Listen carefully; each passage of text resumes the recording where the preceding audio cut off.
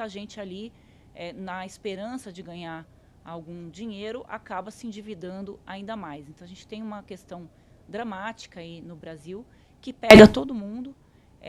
E outros pontos também que eu queria trazer também, Bruno, que é a questão que acho que você já trouxe em algum momento, da quantidade de brasileiros que hoje são microempresários, né? Que acho que você colocou um dado que acho que quase metade da população brasileira tem ali uma empresinha para tentar de alguma forma ganhar o seu dinheiro.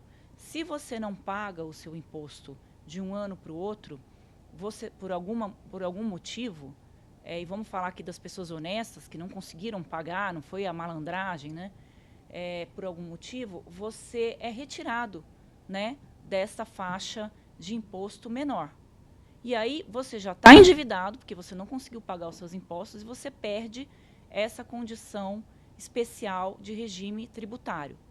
E aí você joga aí uma camada enorme da população, e eu tenho visto notícias nos estados mostrando a quantidade de gente, né, que foi retirada desse regime especial porque não conseguiu pagar os impostos de um ano para o outro. Aí você cria mais uma situação que eu não vejo o governo comentar, mas que é uma situação que atinge muita gente, né, Bruno? Até conversando esses dias com o deputado Luciano Bivar, que agora foi para o MDB, lá de Pernambuco, e ele disse que vai propor um refis, né, inclusive para essa faixa, para esse grupo de pessoas conseguir retomar, né, a sua atividade ali como microempreendedor, e também para uma outra questão ali que é a questão dos patrões ali de empregados domésticos, que é o e-social, que também tem muito endividamento ali, muita gente não conseguindo honrar com esses impostos aí, com essas taxas, porque não tem sobrado dinheiro, né? Essa questão do Brasil hoje ser um país de micro e pequenos empreendedores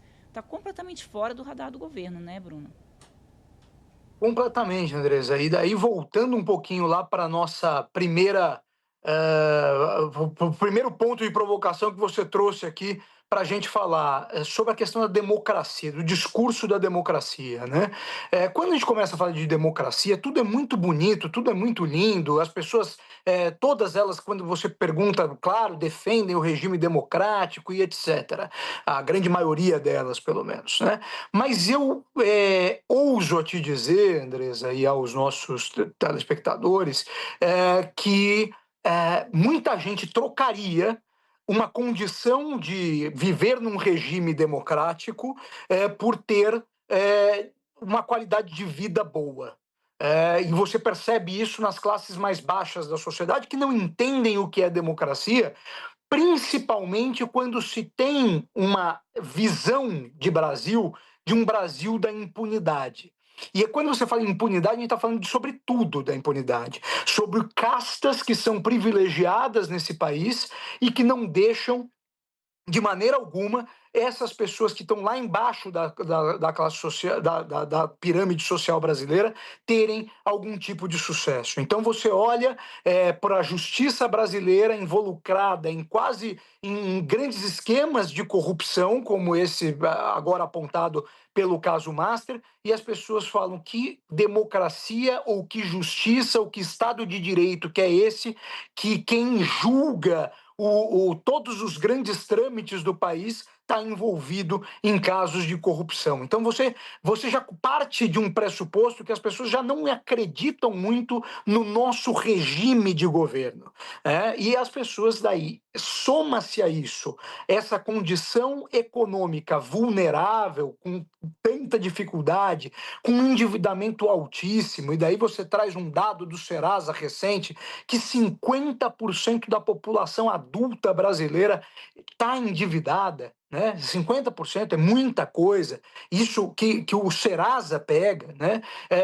Daí você parte para essa questão da informalidade no país, que uma grande quantidade de brasileiros hoje busca, inclusive, fugir da CLT, porque percebe que vou ter que ficar pagando imposto aqui e é melhor, às vezes, eu me virar com os bicos ou com os chamados freelancers, né?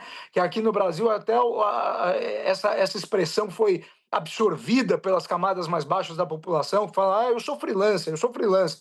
Ou seja, eu faço um bico, eu me arrisco, eu tento fazer alguma coisa para complementar minha renda ou para pelo menos eu ter alguma coisa aqui que me dê, inclusive, uma ideia de tempo livre. A gente está num mundo em que as pessoas também querem ter lazer, ninguém quer viver unicamente trabalhando, as pessoas também querem buscar um pouco mais de qualidade de vida. A gente é bombardeado o dia inteiro por propagandas dizendo que a gente precisa ter qualidade de vida, que a gente precisa aproveitar os nossos momentos, que a vida não é só trabalhar, que a vida não é só problema. E isso chega para todo mundo. E as pessoas querem ter esse tipo de lazer. Só que daí é o problema, né? Além de tudo isso que a gente está falando, além de todos esses problemas que a gente tem apontado, a gente vive num país absolutamente caótico do ponto de vista da segurança pública. E daí as pessoas que querem ter lazer têm medo de ter lazer. O sujeito não quer sair à noite quando ele está em casa, ou não sai porque não tem dinheiro, ou não sai porque tem medo de sair. As pessoas têm medo de ir num parque no domingo, de fazer um piquenique porque ficam receosas de que podem ser, em algum momento, assaltadas. Né? A gente vive um grande caos no país. É um caos absoluto. Essa é a palavra que eu mais tenho ouvido em todas as pesquisas qualitativas que eu faço. As pessoas acham que o Brasil está um caos. Isso é culpa do Lula? Não, não é só dele. É muito tempo já que a gente vem percorrendo esse caminho do caos. Mas o fato é, as pessoas depositaram no Lula uma esperança de que a vida pudesse melhorar. Principalmente esse eleitor mais pobre de classe D. E a vida não está melhorando. Esse é o drama. E não adianta, enquanto o governo e o Lula não entenderem e não absorverem isso, e talvez até mostrarem para a população, olha, o caminho, eu sei que não está bom, mas talvez o caminho para ficar bom ainda é comigo, porque do outro lado está alguma coisa que seja pior, e trabalhar isso do ponto de vista da comunicação, se não assumir isso, vai ter muita dificuldade de ganhar essa eleição.